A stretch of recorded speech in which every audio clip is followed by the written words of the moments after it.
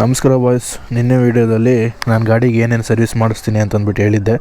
Service ಆಗಿದೆ, ಗಾಡಿ ಮಾತ್ರ ಚಿನ್ನ ಅಂದ್ಕೊಡ್ರಿ. ಇವಾಗ ಸಕ್ಕದ ನುಗ್ತೈತೆ. ಅದಕ್ಕೆ ಕಾಸ್ಟು ಎಷ್ಟೆಷ್ಟು ಆಗಿದೆ ಅಂತ ಹೇಳ್ತೀನಿ ಅಂತ ಹೇಳಿದ್ದೆ. ನೋಡಿರಿ, ಇಲ್ಲಿ ಬಿಲ್ ಸಮೇತ ತೋರಿಸ್ತೀನಿ. ಕೋನ್ ಸೆಟ್ಟು ಕಾಣಿಸ್ತಾ ಇದೆಯಾ? ಕೋನ್ ಸೆಟ್ ಬಂದುಬಿಟ್ಟು 550 ರೂಪಾಯಿ. ಕ್ಲಚ್ ಅಸೆಂಬ್ಲಿ ಬಂದುಬಿಟ್ಟು 1600 ರೂಪಾಯಿ. ಕ್ಲಚ್ ವೈರ್ ಬಂದುಬಿಟ್ಟು 120 ರೂಪಾಯಿ. ಇಂಜಿನ್ ಬ್ಯಾಲೆನ್ಸರ್ ಬಂದುಬಿಟ್ಟು 850 ರೂಪಾಯಿ. ಮೋಟಿವ್ಲು 7100 40 20W/50 fully synthetic engine oil ಬಂದುಬಿಟ್ಟು 1300. ಕ್ಲಚ್ ಕವರ್ ಪ್ಯಾಕಿಂಗ್ ಬಂದುಬಿಟ್ಟು 150 ರೂಪಾಯಿ. ಲೇಬರ್ ಚಾರ್ಜು ಅವರು ವರ್ಕ್ ಮಾಡಿದ್ದಕ್ಕೆ, ಸರ್ವಿಸ್ ಮಾಡಿದ್ದಕ್ಕೆಲ್ಲ ಸೇರಿಸಿ 600 ರೂಪಾಯಿ. ಟೋಟಲ್ ಬಂದುಬಿಟ್ಟು ನಮಗೆ 5150 ರೂಪಾಯಿ. ವಿತ್ ಪ್ಲಸ್ 50 ರೂಪಾಯಿ ಬಂದುಬಿಟ್ಟು ನಮಗೆ ಇಲ್ಲಿ ಸ್ಟ್ಯಾಂಡು. ಇಲ್ಲಿ ಕಾಣ್ತಾ ಇದೆ ನೋಡಿ, ಇಲ್ಲಿ ವೆಲ್ಡಿಂಗ್ ಮಾಡಿಸಿದ್ದೀನಿ. ಕಾಣುತ್ತಾ ಇಲ್ಲ ಗೊತ್ತಿಲ್ಲ, ಚಿಕ್ಕದಾಗಿ ವೆಲ್ಡಿಂಗ್ ಮಾಡಿಸಿದ್ದೀನಿ. ಬಿಕಾಸ್ ಗಾಡಿ ಫುಲ್ಲು ಬೆಂಡಾಗಿಬಿಟ್ಟಿತ್ತು, ಸೊ ಹಂಗಾಗಿ ಅದನ್ನೊಂದು ವೆಲ್ಡಿಂಗ್ ಮಾಡಿಸಿದ್ದೀನಿ. ಅಲ್ಲಿಗೆ 5220 ರೂಪಾಯಿ. ಇಷ್ಟು ನನಗೆ ನಿನ್ನೆ ಬಂದಿರೋಂಥ ಖರ್ಚು. ಕರೆಕ್ಟಾಗಿ ನೋಡ್ಕೊಳ್ರಿ, ಬಿಲ್ಲನ್ನು ಲಾಸ್ಟಿಗೆ ಹಾಕಿರ್ತೀನಿ. ಫಸ್ಟ್ ಆಫ್ ಆಲ್, ನಾನು ಯಾಕೆ ಗಾಡಿನ ಸರ್ವಿಸ್ನ ಶೋರೂಮಲ್ಲಿ ಮಾಡಿಸಿಲ್ಲ ಅಂತಂದರೆ, ನಾನು ಈ ಗಾಡಿನ ಯಾವುದೇ ಕಾರಣಕ್ಕೂ ನಾನು ಸೇಲ್ ಮಾಡಲ್ಲ, ಯಾರಿಗೂ ಕೊಡೋದಿಲ್ಲ. ಸೊ ಇದು ನನಗೆ ನನ್ನ ಜೀವನ ಪರ್ಯಂತ ನನ್ನ ಹತ್ರನೇ ಇರುತ್ತೆ. ಒಂದು, ನೀನೇನಾದರೂ ಬೇರೆ ಕಡೆ ಬೇರೆ ಯಾರಿಗೋ ಕೊಡ್ತಾಯಿದ್ದೀನಿ ಅಂತಂದಾಗ ನೀನು ಕರೆಕ್ಟಾಗಿ ಶೋರೂಮ್ ಮೇಂಟೆನೆನ್ಸ್ ಮಾಡಬೇಕಾಗುತ್ತೆ. ಇಲ್ಲ ಅಂತಂದರೆ ನಿನಗೆ ಗಾಡಿ ಕಮ್ಮಿ ರೇಟಿಗೆ ಸೇಲ್ ಆಗುತ್ತೆ. ಸೊ ಅದೊಂದು ಪ್ಲಸ್ ಪಾಯಿಂಟು. ಆ್ಯಂಡ್ ಇನ್ನೊಂದು ಪ್ಲಸ್ ಪಾಯಿಂಟ್ ಏನು ಗೊತ್ತಾ, ನನಗೆ ಇದು ಈ ಥರ ಆಗಿರೋದಕ್ಕೆ ಕಾರಣವೇ ಆಲ್ಮೋಸ್ಟ್ ಆಲ್ ಶೋರೂಮರ್ ಅಂತಲೇ ಹೇಳ್ಬೋದಪ್ಪ. ಶೋರೂಮು ಸರ್ವೀಸಲ್ಲಿ, ಶೋರೂಮ್ ಬಿಡಿ, ಶೋರೂಮ್ ಬಗ್ಗೆ ಏನು ಮಾತಾಡೋಂಗಿಲ್ಲ. ಸರ್ವೀಸು ಲಾಸ್ಟು 3rd ಸರ್ವೀಸೇ 4th ಸರ್ವೀಸ್ ಯಾವುದೋ ಸರ್ವೀಸಲ್ಲಿ, ಲೈಕ್ 3rd ಸರ್ವೀಸ್ ಅನಿಸುತ್ತೆ, ಇವಾಗ ಮಾಡಿಸಿರೋ 4th ಸರ್ವೀಸು. 3rd ಸರ್ವೀಸಲ್ಲಿ ಏನು ಮಾಡಿಬಿಟ್ಟವ್ರೆ, ಗಾಡಿನ ಏನು ಆಯಿಲ್ ಟಾಪಪ್ ಮಾಡಿಬಿಟ್ಟವರು ಏನೋ ಗೊತ್ತಿಲ್ಲ. ಒಟ್ಟಿನಲ್ಲಿ ಸೈಡ್ ಸ್ಟ್ಯಾಂಡ್ ಹಾಕ್ಬಿಟ್ಟು ಆಯಿಲ್ ಫಿಲ್ ಮಾಡಿದ್ದಾರೆ. ಈ ಗಾಡೀಲಿ ಡಬಲ್ ಸ್ಟ್ಯಾಂಡ್ ಇಲ್ಲ ಗುರು. ಅವ್ರೇನು ಮಾಡಬೇಕು, ಪ್ಯಾಡಾಗಿ ಸ್ಟ್ಯಾಂಡ್ ಹಾಕ್ಸ್ಬೇಕು, ಇಲ್ಲ ಟೇಬಲ್ ಮೇಲೆ ಎತ್ತಿಸ್ಬಿಟ್ಟು ಸರ್ವಿಸ್ ಮಾಡಬೇಕು. ಸೈಡ್ ಸ್ಟ್ಯಾಂಡ್ ಹಾಕ್ಬಿಟ್ಟು ಆಯಿಲ್ ಹಾಕೋರೆ. ಆಮೇಲೆ ನನಗೆ ಇದು ಹೆಂಗೆ ಗೊತ್ತಾಯಿತು ಆಯಿಲ್ ಕಮ್ಮಿ ಆಗಿದೆ ಅಂತಂದ್ಬಿಟ್ಟು, ಅಲ್ಲಿಂದ ನಾನು ಗಾಡಿ ತೊಗೊಂಡು ಬೆಂಗಳೂರಿಗೆ ಬಂದೆ. ಬೆಂಗಳೂರಿಂದ ಮತ್ತೆ ನಾವು ಊರಿಗೆ ಹೋದೆ. ಸೊ ಹೋಗ್ಬಿಟ್ಟು ಯಾಕೋ ಗಾಡಿ ಜರ್ಕ್ ಕುಡಿಯೋ ಥರ ಆಗ್ತಾಯಿದ್ದಲ್ಲ, ಯಾಕೋ ಒಂಥರ ವಿ ಸೌಂಡ್ ಬರ್ತಾಯಿದ್ದಲ್ಲ ಅಂತಂದ್ಬಿಟ್ಟು ಬೆಳಗ್ಗೆ ಗಾಡಿ ಸ್ಟಾರ್ಟ್ ಮಾಡೋಕ್ಕಿಂತ ಮುಂಚೆ ನಾನು ಓಪನ್ ಮಾಡಿ ನೋಡಿದೆ.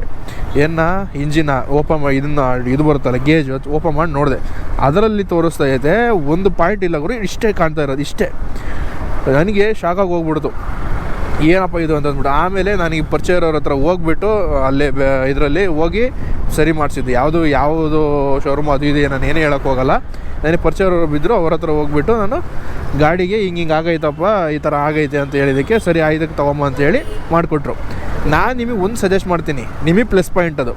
ನಿನ್ನ ಗಾಡಿನ ನೀನು ಚೆನ್ನಾಗಿ ನೋಡ್ಕೋಬೇಕು ಅಂತಂದರೆ ಯಾರಾದರೂ ಒಳ್ಳೆ ಮೆಕ್ಯಾನಿಕ್ನ ನೋಡಿ ಇಟ್ಕೊಳ್ರಿ.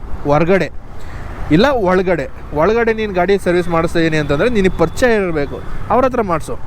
ಇಲ್ಲ ಇವ್ರ ಗಾಡಿನ ಯಾವುದೇ ಕಾರಣಕ್ಕೆ ಬಿಚ್ಚಕ್ಕೆ ಹೋಗ್ಬೇಡ. ಓಕೆ, ಒಂದು. ಆಮೇಲೆ ಇಲ್ಲ ನಿನಗೆ ಹೊರಗಡೆ ನನಗೆ ಇಂಜಿನ್ ಇದು ಏನಪ್ಪ ಅದು ಶೋರೂಮಲ್ಲಿ ನನಗೆ ಮಾಡ್ಸೋಕ್ಕೆ ಇಷ್ಟನೇ ಇಲ್ಲ, ನಾನು ಹೊರಗಡೆನೇ ಮಾಡಿಸ್ತೀನಿ ಅಂತಂದರೆ ನಿನಗೆ ಯಾರು ಅಷ್ಟು ಕನ್ವೀನಿಯೆಂಟ್ ಅನಿಸ್ತಾರೆ, ನೀನು ಹೇಳಿರೋ ಥರ ಯಾರು ಸರ್ವಿಸ್ ಮಾಡ್ತಾರೆ ಅವ್ರ ಹತ್ರ ಗಾಡಿನ ಬಿಡು. ಅಲ್ಲಿ ತನಕ ನೀನು ಗಾಡಿನ ಯಾವುದೇ ಕಾರಣಕ್ಕೂ ಬಿಚ್ಚೋಕೆ ಹೋಗಬೇಡ. ಆ್ಯಂಡ್ ಇಂಜಿನ್ನು ಕೂಡ ಯಾವುದೇ ಕಾರಣಕ್ಕೂ ನಿನಗೆ ಪರಿಚಯ ಇರೋ ಥರನೇ ಬಿಚ್ಚಿಸಿ, ಪರಿಚಯ ಇಲ್ಲದೆ ಇರೋ ಥರ ಯಾವುದೇ ಕಾರಣಕ್ಕೂ ಬಿಚ್ಚೋಕೆ ಹೋಗಬೇಡ್ರಿ. ಸೊ ಹಂಗೆ ನೀವು ಮೇಂಟೈನ್ ಮಾಡಿದರೆ ನೋಡಪ್ಪ ಗಾಡಿನ ನೀವು ಉಳಿಸ್ಕೋಬೋದು. ಇಲ್ಲ ಅಂತಂದರೆ ಈ ಥರ ನೋಡ್ರಿ ಪ್ರಾಬ್ಲಮ್ಸ್ಗಳು ಬರ್ತವೆ. ನಾನು ಬರೀ ಶೋರೂಮಲ್ಲೇ ಸರ್ವಿಸ್ ಮಾಡಿಸಿದ್ದು ಇಷ್ಟೇ, ಹೊರಗಡೆ ಎಲ್ಲೂ ಸರ್ವಿಸ್ ಮಾಡಿಸೇ ಇಲ್ಲ. ಶೋರೂಮಲ್ಲಿ ನಮಗೆ ಗೊತ್ತಾಗಲ್ಲ ಹೆಂಗೆ ಸರ್ವಿಸ್ ಮಾಡ್ತಾರೆ, ನಮಗೆ ಒಳಗೆ ಹೋಗೋ ಬಿಡ್ತಾರೆ ಅಂದ್ಕೊಡ್ರಿ. ಬಟ್ ಅವ್ರ ಟೈಮಿಗೆ ನಾವು ಸಿಗೋಲ್ಲ. ದಿನಕ್ಕೆ ಇಷ್ಟು ಗಾಡಿಗಳಂತ ಸರ್ವಿಸ್ ಮಾಡ್ತಾರೆ ಗುರಲ್ಲಿ, ಅವ್ರಿಗೆ ಟಾರ್ಗೆಟ್ ಕೊಟ್ಬಿಟ್ಟಿರ್ತಾರೆ, ಏನೋ ಗೊತ್ತಿಲ್ಲ. ಸೊ ನಮಗೆ ಹಂಗೆ ಆಗಲ್ಲ, ನಾವು ಕೆಲಸ ಬಿಟ್ಬಿಟ್ಟು ಅಲ್ಲೇ ನಿಂತ್ಕೊಳ್ಳೋಕ್ಕೂ ಆಗಲ್ಲ. ಹಂಗಾಗಿ ನಿನಗೆ ಇಲ್ಲ ಆದರೆ ಅವ್ನು ಸರ್ವಿಸ್ ಮಾಡಿಸ್ಬೇಕಾದ್ರೆ ನೀನು ಫೋನ್ ಮಾಡ್ತಾನೆ, ಹೊರಗಡೆ ಆಗಿದ್ದರೆ ಸರ್ವಿಸ್ ಮಾಡ್ಬೇಕಾದ್ರೆ ನೀವು ಫೋನ್ ಮಾಡ್ತಾರೆ, ಬ್ರೋ ಬನ್ನಿ ಈ ಥರ ಆಗಿದೆ ನೋಡಿರಿ, ಹಿಂಗೆ ಬಿಚ್ಚಿದ್ದೀನಿ ಇಂಜಿನ್ ಅಂತಂದ್ಬಿಟ್ಟು ತೋರಿಸ್ಬಿಟ್ಟು ನಾನು ಬೇಕು ಅಂದರೆ ಹಾಕ್ತಾರೆ, ನಾನು ಬೇಡ ಅಂದರೆ ಹಾಕಲ್ಲ. ಸೊ ಹಂಗಿದ್ರೆ ನೀವು ಗಾಡಿನ ಉಳಿಸ್ಕೊಳ್ತೀರಾ. ನೋಡಿರಿ, ನನಗೆ ಇಷ್ಟೆಲ್ಲ ಬಿಲ್ ಬಂದೈತಿ. ಇವಾಗ 20,000ಕ್ಕೆ ಇಷ್ಟೆಲ್ಲ ಖರ್ಚು ಬರಬಾರ್ದು. ಆ್ಯಕ್ಚುಲಿ 20,000ಕ್ಕೆ ಇಷ್ಟೆಲ್ಲ ಖರ್ಚು ಬರಲೇಬಾರ್ದು. ಇಷ್ಟು ಬಂದೈತೆ ಅಂತಂದರೆ ಅದು ನಾನು ಮಾಡ್ಕೊಂಡಿರೋ ತಪ್ಪು. ಆ್ಯಂಡ್ ನೀವು ಯಾವತ್ತೂ ಮಾಡೋಕ್ಕೆ ಹೋಗ್ಬೇಡ್ರಿ. ಈ ವಿಡಿಯೋನ ಎಕ್ಸ್ಪಲ್ಸ್ ಲವರ್ಸ್ಗೆ, ಎಕ್ಸ್ಪಲ್ಸ್ ಯಾರ್ಯಾರು ಇಟ್ಟಿದ್ದಾರೆ ಅವ್ರಿಗೆ ಶೇರ್ ಮಾಡಿರಿ. ನಿಮ್ಮ ಗಾಡಿನ ಚೆನ್ನಾಗಿ ನೋಡ್ಕೊಳ್ರಿ. ಗಾಡಿಗಳಿಗೆ ಒಂದಿನ ಏನಾರು ಹಿಂಗೆ ಸರ್ವೀಸು ಅಲ್ಲಿ ಇಲ್ಲಿ ಬಿಟ್ವಿ ಅಂತಂದರೆ ಒಂಥರ ಮನಸ್ಸೆಲ್ಲ ಬೇಜಾರಾಗ್ತಾ ಇರುತ್ತೆ. ಏನಾಗುತ್ತೋ ಸರಿ ಆಗುತ್ತೋ ಇಲ್ಲೋ ಹಂಗೆ ಹಿಂಗೆ ಅಂತಂದ್ಬಿಟ್ಟು ಅದು ಬೈಕರ್ಸಿಗೆ ಮಾತ್ರ ಅದು ಫೀಲಿಂಗ್ ಗೊತ್ತಾಗೋದು. ಓಕೆನಾ? ಇದೇ ಥರ ಅಪ್ಡೇಟ್ಸ್ ಬಿಡ್ತಾ ಇರ್ತೀನಿ. ಇನ್ನು ಯಾರ್ಯಾರು ನನ್ನ ಪೇಜ್ ಫಾಲೋ ಮಾಡ್ಕೊಂಡಿಲ್ಲ ದಯವಿಟ್ಟು ಫಾಲೋ ಮಾಡ್ಕೊಳ್ಳಿ. Thank you so much.